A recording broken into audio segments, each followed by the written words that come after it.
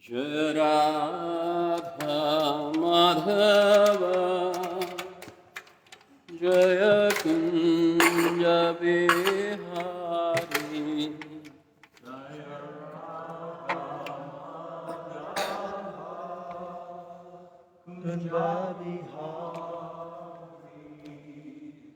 Jaya Radha Madhava Kunja Bihari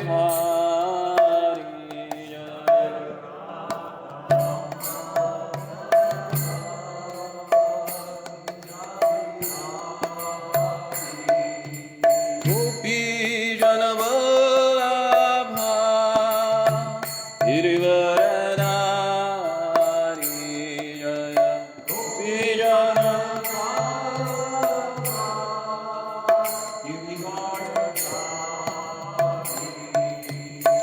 Yashodanandana Braja Janaranjana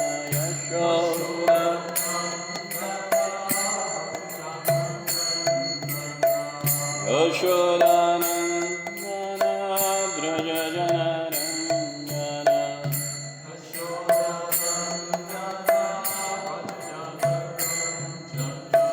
Yamuna Tera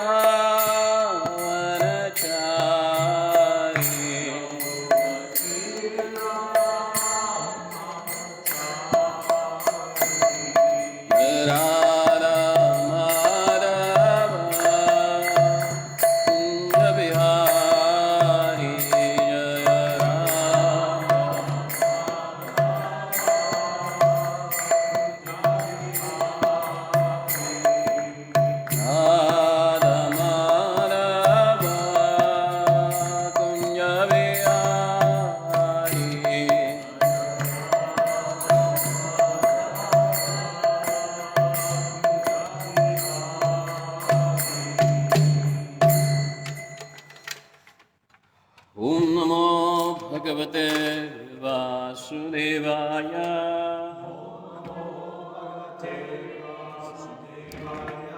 Om Namo Bhagavate Vasudevaya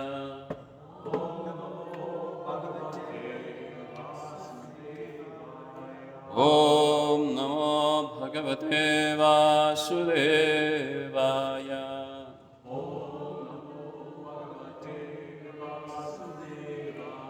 Narayanam Namaskrityam Naram Chaiva Narottamam Devim Saraswatim Vyasam Tato Jayamadhirayat Nashtaprayeshu Bhadreshu Nityam Bhagavad Sevaya Bhagavati Uttama Shloke Bhaktir Bhavati Naishtiki Krishnaya Vasudevaya Devaki Nandanaya Cha Nandagopa Kumaraya Govindaya Namo Namaha Namo Nalinanetraya Venuvadya Vinodine Radhadhara Sudapana Shaline Vanamaline Mahabhava Swarupastvam Krishna Priya Variyase Prema Bhakti Prade Devi Shri Radhika Tvam Namostite.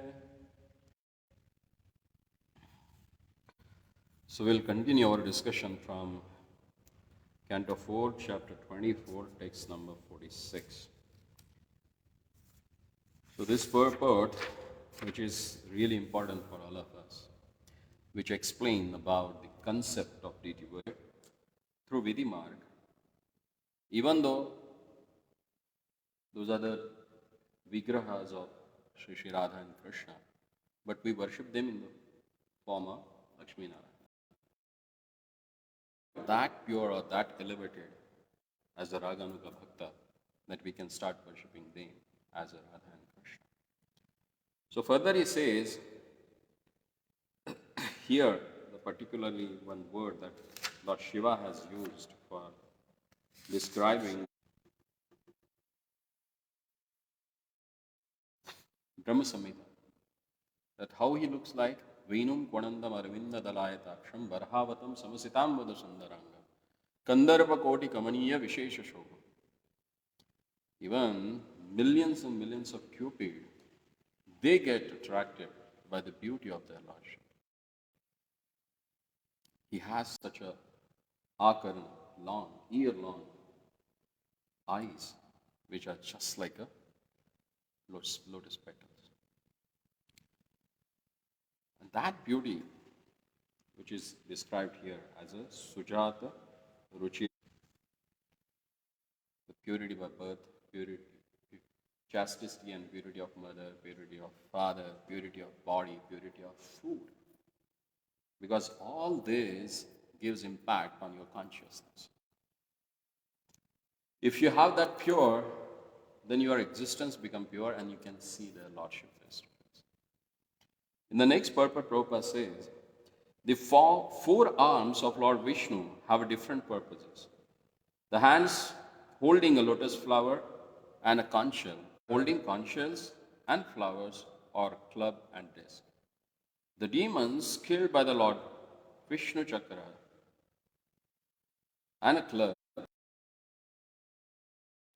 just like the devotees who are protected by the hands holding the lotus flower and conch shells. Whoever, the demons who are elevated to the spiritual world are situated in the impersonal Brahman effulgence, whereas the devotees are allowed to enter, where in two hands he holds club and disc, and two hands conch shell and lotus flower. This hand, whatever he is holding, it represents something. Like lotus, it's called as Abhaya Varada Hasta. That is, that hand is meant to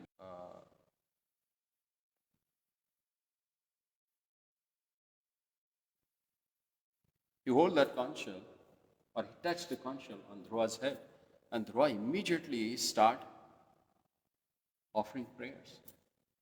He was enlightened with the knowledge. So, within a life itself, he was liberated. No need of death.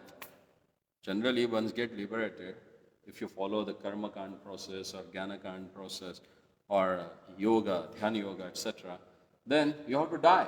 Then you get liberated. But if you perform devotional service and Lord pleased with you, He gives liberation in the same life. That called as a Jivana Mukta. Liberated while living in the same body. So that comes by the touch of conscience. Then he has chakra and disc, and he has club, gada. Those are meant to kill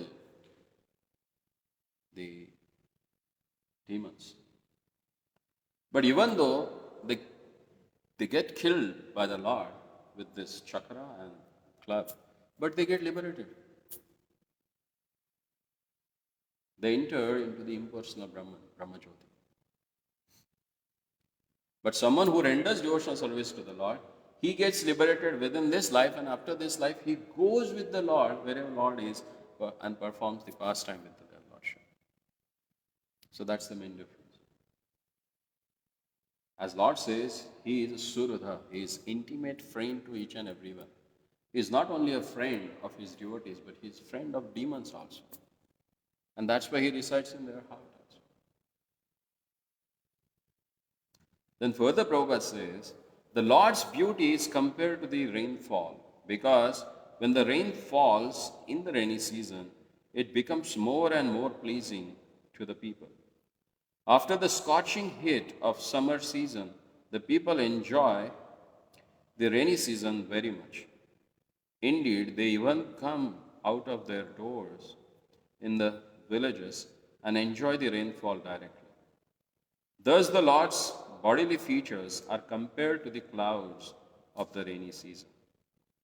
The devotees enjoys the Lord's beauty because it is a collection of all kinds of beauty.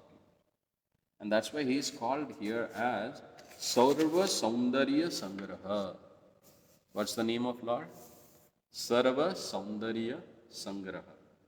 He is the embodiment of all beauty that you can see in this material world. As explained in the Srimad Bhagavatam, first canto, 5th chapter, when Narad Muni He was walking toward northern side. Then he explains the beauty of nature. And that's why we can see there is a $1 billion worth tourism business going on all around the world. Why? Because people, they love to see natural beauty. So they go around in different seasons at different places to see the beauty.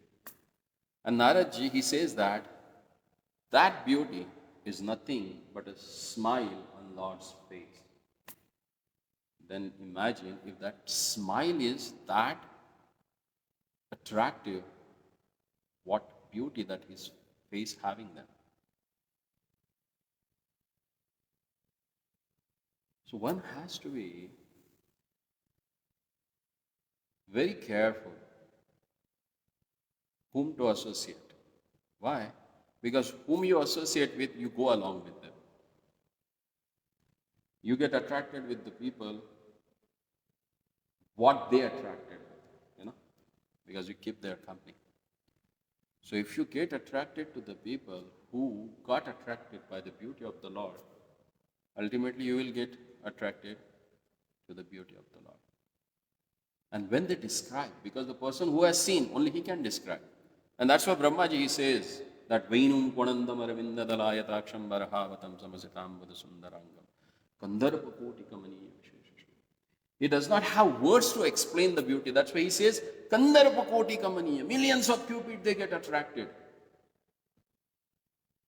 Then nothing more beautiful than that. Make sense? If Cupid get attracted to him, then what sort of beauty that he has? And his beauty is sweet. And that's why Sri Vallabhacharya, he wrote that Madhura Ashtaka. Sweetness. Everything that he has, it is Madhuram. It attracts your heart. Adharam Madhuram, Vadanam Madhuram. His lips are beautiful, they are sweet. His face is sweet. His hands are sweet, his fingers are sweet. Madhuradipate Akhilam Madhuram. And he's the king of all sweetness. And he is ever youthful. Nitya Nutuna Navayamana. He is eternal. He is always new. And he remains ever new. Evergreen personality. That's his beauty. And that beauty is enjoyed by whom? Devotees. In Marathi, there is a nice song written by Sant Tukaram. He says, Kamalini kaya jane parimala bhramala sakala janidas. Bumblebees, generally, lotus does not know its sweetness or its beauty. But who knows that? The bumblebee. And that's why that bumblebee hovers on that lotus flower. So same way, Lord, he himself sometimes, he does not understand his own beauty. But his beauty is enjoyed by his devotees. Krishna prema matta bhrangaha. That's what the adjective is used for a devotee. Generally, when Sripad Shankaracharya, he writes ashtakas or beautiful glorification of their lordship in 8 stanzas. At the 8, he always writes that Shri Haripada Hari Prema Ranjita Padam Bhuja Bhrangaha. He is the bumblebee who is always at the lotus feet of the Lord, who gets attracted to their lordship.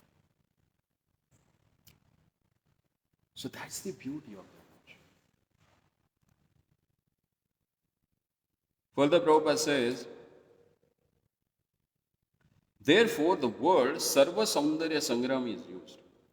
No one can say that the body of the Lord is wanting in beautiful parts. It is completely Purnam. Everything is complete. God's creations, God's beauty and God's bodily features. All these are so complete that all one's desires can become fulfilled, satisfied, when one sees the beauty of the Lord. And that's why when Dhruva Maharaj, when Lord appeared in front of him, what he spoke, the first verse, he said that, Sthanavilashi tapasi sthitoham tvam praptavan deva munindra guhyam kanchan vichinvam api divyaratnam swamin krutarto asmin varam nayaj. Sthanavilashi tapasi sthito. Dhruva Maharaj, he was performing austerities for what? Because he was desiring to get the position, the highest and the topmost position in this material world. And he says what? Tvam praptavan deva munindra guhyam. But now I have achieved you, my Lord. Who is Deva Munindra Guhyam? Even for the Devas, big, austere rishis, ascetics, it's difficult for them to approach their lordship. But he says, that Lord is appear right in front of me now. And Tvam Praptava, now I have achieved you. So what was his contentment of heart there? He says, Swamin Kruthartha Asmin, oh my master, now I am satiated. All my desires are fulfilled. Varam Nayaj, I don't want anything. Because he got everything as Lord is standing in front of him. As Lord says in Bhagavad Gita, Aham sarvasya prabho matta sarva pravartate. Everything comes from me and I'm the master of everything. And that master is right standing in front of you. So what do you think now? Do you need something? No. If you are intelligence, then you will understand. Why do I need anything else if he is rightly standing in front of me? Because he is complete. Purnamada, Purnamidam, Purnat, Purnamadachyate, Purnasya, Purnamadai, Purnameva Vashishyate. Everything is complete in him. Same his beauty. We need some artificial makeup to look beautiful, We need to decorate ourselves with the good clothes, with ornaments, with makeup.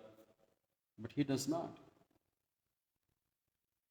In Srimad Bhagavatam, there is a wonderful explanation when Mother Yashoda, the first time when Lord desires to go out for what? Grazing the calf. Gocharana Leela. When he goes for that, then Mother Yashoda, she decorates him. And there, Shukdev Goswami says, he does not need decorations. He does not need any ornaments to make him beautiful. All the vice versa, the ornaments become beautiful because he is wearing them. That's the beauty of that. Alakavali mandita bhalatatam shruti dolitam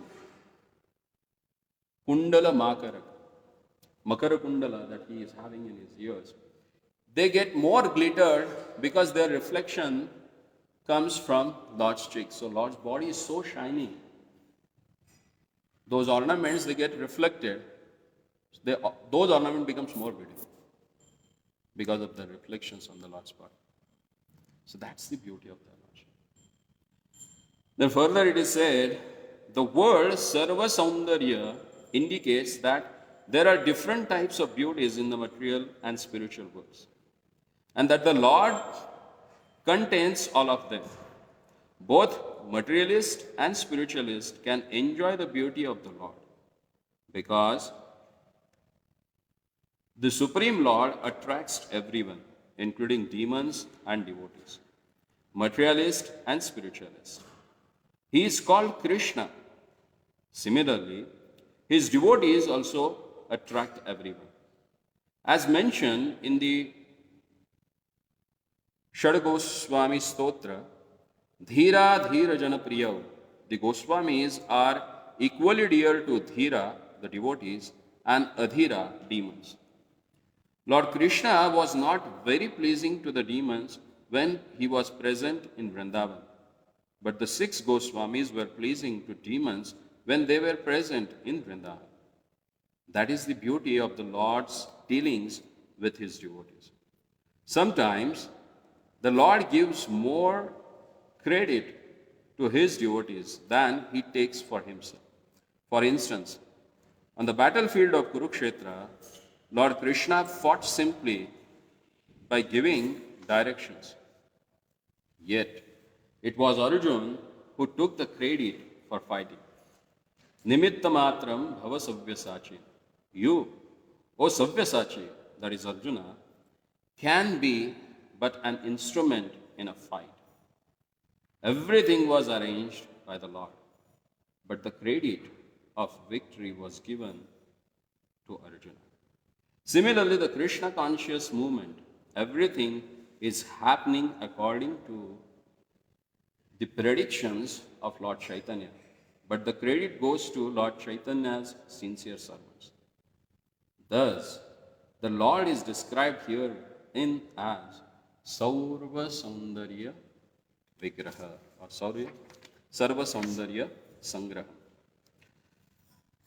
See, whatever related to the Lord and whoever gets connected to Lord or gets related to the Lordship becomes famous and becomes attractive. And then further, Lord Shiva, he says, Priti prahasita palangamalaye Rupashobhitam lasata pankajam kinjadukalam rakadakandalam Spurudakiritagalaya Shankachakra gada padmamala manyu uttamithitam matam. The Lord is supreme, excellently beautiful on account of his open and merciful smile, his sidelong glance upon his devotees, his black hair is curly, and his garments waving in the wind appear like a flying saffron pollen from lotus flower. His glittering earrings, shining helmet, bangles, garlands, ankle bells, waist belt, and various other bodily ornaments combine with a conchal disc club and lotus flower to increase the natural beauty of the Kaustuba pearl on his chest. Mala Manya Uttamar Urdhvamani. So he says here, all these things to increase the natural beauty of the Kaustava pearl on his chest. So whatever he is wearing, all these ornaments, even the smile is considered as ornaments. Priti Prahasita Anga Malaika Rupa Shobhitam. His smile is Amala smile, without any contamination. That's the natural, beautiful smile on the face. When you see an innocent child, a baby smiling, everyone's heart gets attracted, whether he is a demon or very saintly person. Huh? And Lord has that smile, which is called as a Priti Prahasitasana. That beautiful childlike smile is always there on the Lord's face. Then he further says, Lasata Pankaja Kila Dukulam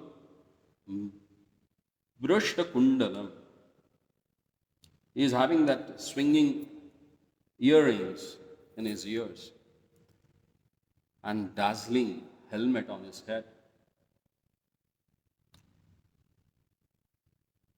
Prabhupada says the word Prahasita Pangam, referring to Krishna's smile and sidelong glances at his devotees, specifically applies to his dealings with the gopis. Krishna is always in a joking mode when he increases the fillings of conjugal rus in the heart of gopis.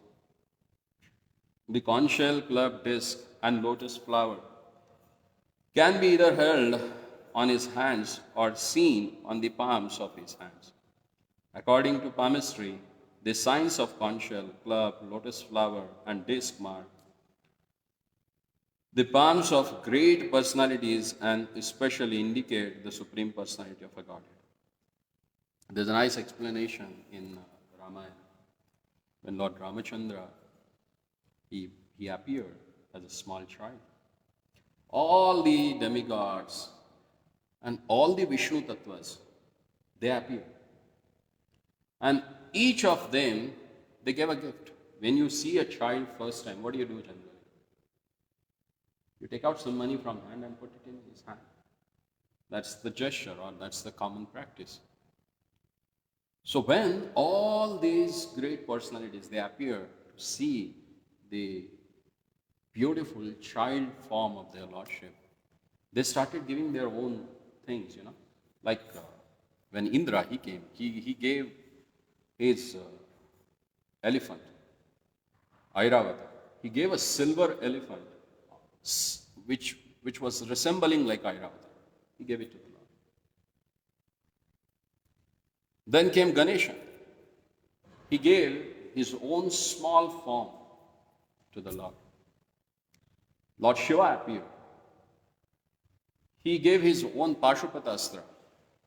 So that became a mark and went on Lord's hand. Same way came Lord Narasimha. He just shook his hands and nails fell down.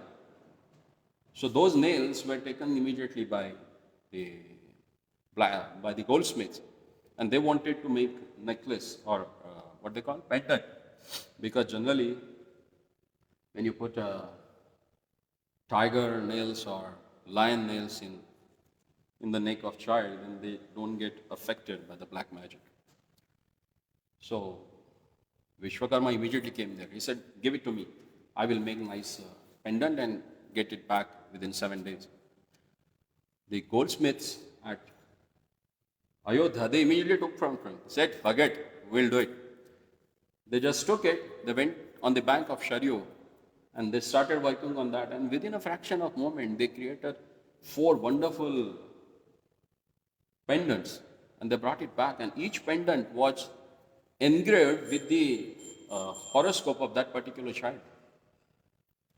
So Vishwakarma was puzzled. He said, "Wow, they are more expert than me." They said, "We want to learn all this." They said, "Okay, come and perform some austerities on the open land of Sharyu, then we will teach you. Maybe in the next life, not this." Then appeared Mother Lakshmi. She gave her own form, a golden small form to them. Then appeared all the Vishnu Tattvas, like Mahavishnu came, then Garbhodakshaya Vishnu came, then Shirodakshaya Vishnu came, then other 24 important incarnations of God, they appeared. And each of them, they started giving their own specific thing. And all those things, they went on the Lord's hand. So sometimes, not necessary that you can see always their Lordship with holding a club, disc, lotus flower, and conch shell.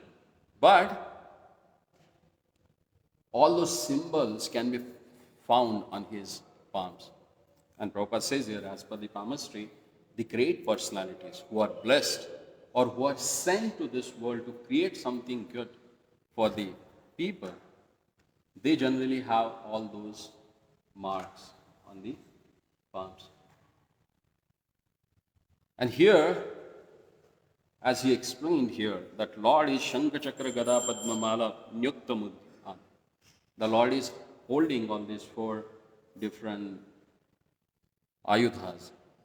So his Prabhupada said not necessarily that always they are visible physically, but they can be imprinted on the Lord's hand. Then further he says, Simma Skandatvisho Bhrimato Saubhragagriva Kaustubham Shriyanapanyinyam Shiptakanvashmorasulmusat. The Lord has a shoulder just like a lion's. Upon these shoulders are garlands, necklace, and epaulets. And all of these are always glittering. Besides this, there is the beauty of the Kaustuba money pearl. And on the dark chest of the Lord, there are streaks named Srivatsa, which are signs of the goddess of fortune. The glittering of these streaks excels the beauty of the golden streaks on the gold testing stone. Indeed, such a beauty defeats a gold testing stone. The Purport Prabhupada says, the curling hair on the shoulders of a lion always appears very, very beautiful. Similarly, the shoulders of the Lord are just like a lion's. And the necklace and garlands, along with the Kaustuba pearl necklace, combine to excel the beauty of life. The chest of the Lord is streaked with the Srivatsa lines, the sign of the goddess of fortune. Consequently, the Lord's chest excels the beauty of the testing stone for the gold. The black siliceous stone on which gold is rubbed to test its value always looks very beautiful. Being streaked with the golden lines, yet the chest of the Lord excels even such a stone in its beauty. Sometimes we don't understand with what we can compare actually. If you want to compare someone's beauty, you need to know something is beautiful, then you can compare to that. We are now think everything is plastic, rubber. You won't find those spacious gems, stones, or articles. So you can just compare those things to anything. But here, if you read such a wonderful narration, you will come to know what are the real beautiful things are there in the world and how they are nothing in front of the beauty of their Lordship. So whenever we come to temple, when we see the beauty of their Lordship, we need to know with whom that we can compare. How his teeth they look like, how his ears, how his curly hairs. And that's why it's said that we should read or try to understand the glorification which is done by the Lord's devotees, because we don't have that much intelligence which can comprehend the Lord's beauty. So better to read these beautiful prayers so that we can understand when we come in front of the Lord what we should see. Make sense? So we'll stop here. Thank you very much. Srila Prabhupada ki jai. Granthara Srimad Bhagavatam.